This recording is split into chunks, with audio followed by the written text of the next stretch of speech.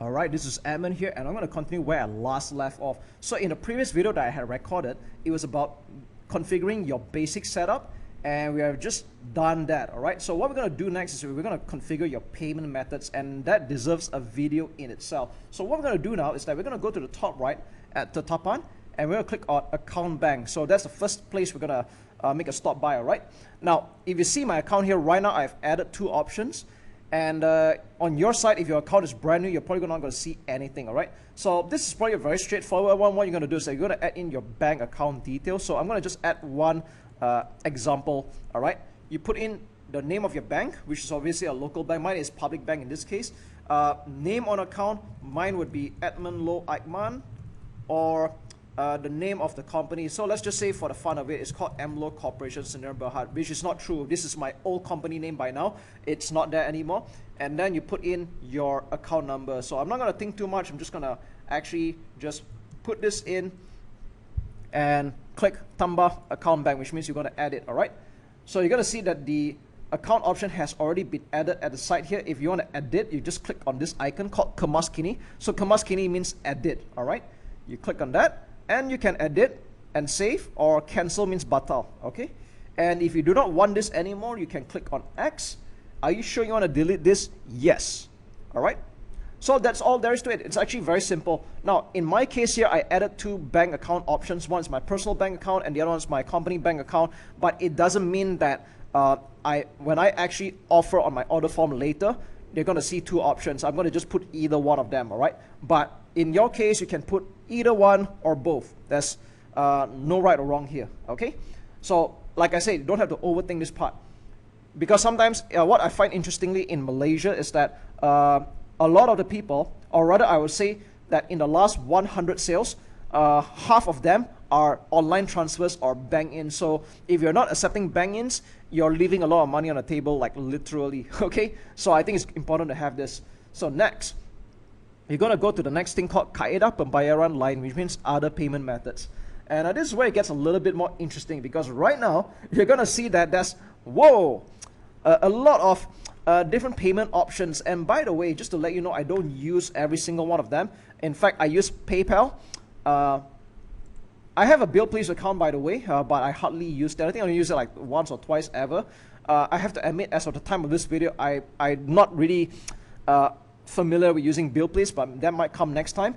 And I'm using Stripe, okay? So, fun fact, Stripe has been available to Malaysia since the last quarter of 2019, so that's a really good news. Before this, I had to leverage on a Singapore company to open an account with them.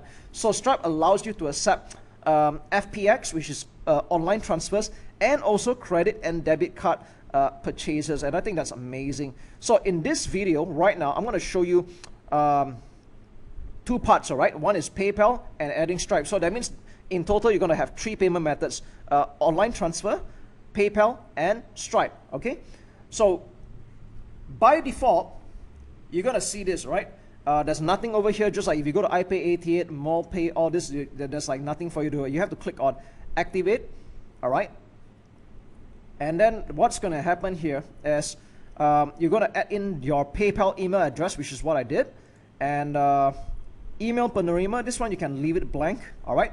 Next, identity token, okay?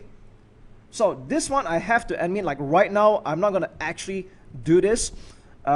This is something that you need to get from inside your PayPal account. So what you need to do is you actually need to log into your PayPal account, activate payment data transfer, and then you're going to get this, all right? Now, if you're not sure what this is, I think this is the part where you actually have to refer to probably the tutorial or the FAQ for this part, right? But I'm not going to actually do this here because I don't want to log into like some sensitive information, but I just want you to know that you can get this information in your own PayPal account when you log in, all right?